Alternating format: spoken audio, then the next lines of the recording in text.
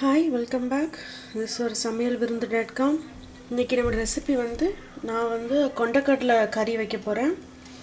It's like கொஞ்சம் திக்கா வரும். இத நம்ம சப்பாத்தி, தோசை, இட்லி, ஆப்பம் சாப்பிடலாம். ரைஸோட கூட வச்சு சாப்பிடலாம். ஓகே, என்னென்ன இன்கிரிடியன்ட்ஸ் வேணும்னு பார்க்கலாம். நான் இங்க ஒரு பாயில்டு பொட்டேட்டோ எடுத்துர்க்கேன். அதை கட் பண்ணி வச்சிருக்கேன். அண்ட் இது கொண்டக்கடலை, வெள்ளை கொண்டக்கடலை. அதையும் நான் பாயில் பண்ணி வச்சிருக்கேன். அந்த இது ஒரு வெங்காயம், ஒரு தக்காளி, ஒரு பச்சை மிளகாய் அரைச்ச பேஸ்ட். வேற எதுவுமே நான் சேர்க்கல. only தக்காளி, வெங்காயம் and பச்சை மிளகாய் and மஞ்சத்தூள் 1/4 டீஸ்பூன் and இது கொரியாண்டர் பவுடர், மல்லித்தூள் இது ஒரு 1.5 டீஸ்பூன். அப்புறம் உப்பு தேவைக்கேற்ப and 1 டீஸ்பூன் ஜீரகம் cumin seeds and 1 teaspoon of chili powder and a pinch of அசஃபோட்டிடா, அதாவது பெருங்காயம் அண்டு ஆயில் ஒரு 2-3 டீஸ்பூன் எடுத்துக்கோங்க. ஓகே, இது எப்படி பண்ணலான்னு பார்க்கலாம். ஃபஸ்ட் ஆயிலை நல்லா ஹீட் பண்ணிவிட்டு அதில் இந்த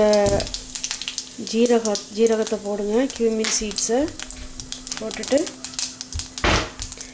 அதுக்கப்புறம் நான் அரைச்சி வச்சுருக்கேன் இல்லையா, அந்த வெங்காயம், தக்காளி அண்ட் ஒரு பச்சை மிளகா, இந்த விழுதை சேர்க்குறேன். இது போட்டு நல்லா வதக்குங்க. நமக்கு இந்த வெங்காயம் தக்காளியோடைய பச்சை வாசனை போகணும். அப்போ தான் நல்லா இருக்கும் நமக்கு. இல்லைன்னா அந்த வெங்காயத்துடைய பச்சை ஸ்மெல் அடிச்சுக்கிட்டே இருக்கும். இது இப்படி வெந்துட்டுருக்க நேரத்தில்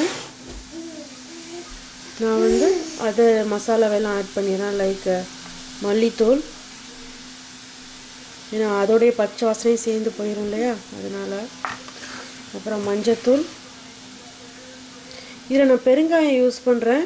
நீங்கள் பெருங்காயம் யூஸ் பண்ணுறக்கு பழக வெள்ளைப்பூடு சேர்க்குறேணும் அப்படின்னு நினச்சிங்கன்னா, ஜீரகம் சேர்க்குறோம் இல்லையா, அந்த நேரத்துலையே ஒரு 5-6 வெள்ளைப்பூடை தட்டி போட்டுருங்க. நான் ஹிங்க்கு போட்டுறேன். அப்புறம் சில்லி பவுடர்.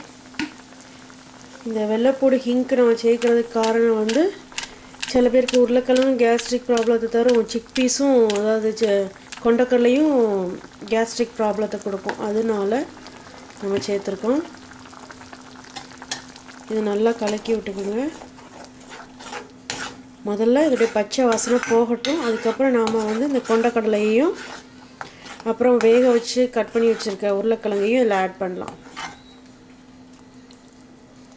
நான் சால்ட்டும் போடுறேன் இப்போவே, தேவைக்கேற்ப சால்ட்டு. ஏன்னா நான் பாயில் பண்ண உருளைக்கிழங்குலையும் கொண்டக்கடலையும் சால்ட்டு போடல. ஸோ நான் இதில் அதுக்கேற்றாப்புல சால்ட்டு சேர்த்துக்கிறேன். நல்லா மிக்ஸ் பண்ணுங்கள். முதல்ல பச்சை வாசனை போகட்டும். அதுக்கப்புறம் நம்ம அதை 2 இன்க்ரீடியன்ட்ஸ் அதில் சேர்க்கலாம். இது பார்க்கலாம் பச்சை வாசனை போயிடுச்சான்னு. நம்ம பச்சை போயிடுச்சு. அந்த ஆயிலெலாம் வெளியே நல்லா ஸ்மெல் வருது. இப்போ இந்த நேரத்தில் நான் பாயில் பண்ணியிருக்க இந்த சிக் பீஸ் சன்னாவை போடுறேன். கொண்டக்கடலை போட்டு நல்லா இதோட பரட்டுங்க. பரட்டிட்டு நான் கொஞ்சோண்டு இதில் வாட்டர் ஆட் பண்ண போகிறேன். ஏன்னா நமக்கு நம்ம சுண்டல் பதத்துக்கு வேண்டாம், நமக்கு இது கிரேவியாக வேணும். ஸோ அதனால் கொஞ்சோண்டு வாட்டர் அதில் ஆட் பண்ணிக்கிறேன். இது நல்லா சேர்ந்து கொதிக்கட்டும். ஒரு 2 நிமிஷம் நல்லா கொதிக்கட்டும். அதுக்கப்புறம் கட் பண்ணி வச்சுருக்க பாயில் பண்ண உருளைக்கிழங்கு அதில் போடலாம்.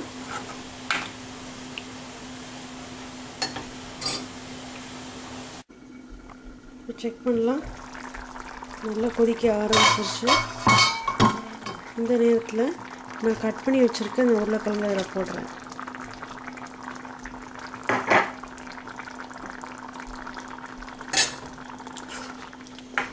இதோட சேர்த்து நல்லா மிக்ஸ் பண்ணுங்கள். நீங்கள் எக்ஸஸாக சால்ட்டு போட்டிருந்தா கூட உருளைக்கிழங்கு அதை அப்சர்வ் பண்ணிக்கும்.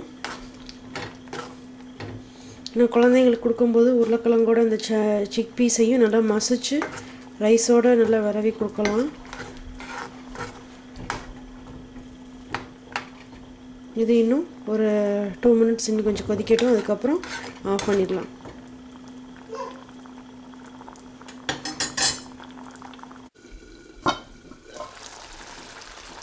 இது ஓரளவுக்கு நல்லா கட்டியாக வந்துருச்சு. இந்த நேரத்தில் நான் கட் பண்ணி வச்சுருக்க மல்லி இலையை போட்டுட்டு ஆஃப் பண்ணிடுவேன். இப்போ நம்மளுடைய சன்னா கறி ரெடி. இதை நீங்கள் வந்து இட்லி, தோசை, ரைஸோடு சாப்பிட்லாம், சப்பாத்தியோடு சாப்பிட்லாம். குழந்தைங்களுக்கு இந்த சிக் பீஸையும் பொட்டேட்டோவையும் நல்லா மசிச்சு ரைஸோடு விரவி கொடுக்கலாம். இது நல்ல சிம்பிளான ரெசிபி. ட்ரை பண்ணுங்கள்.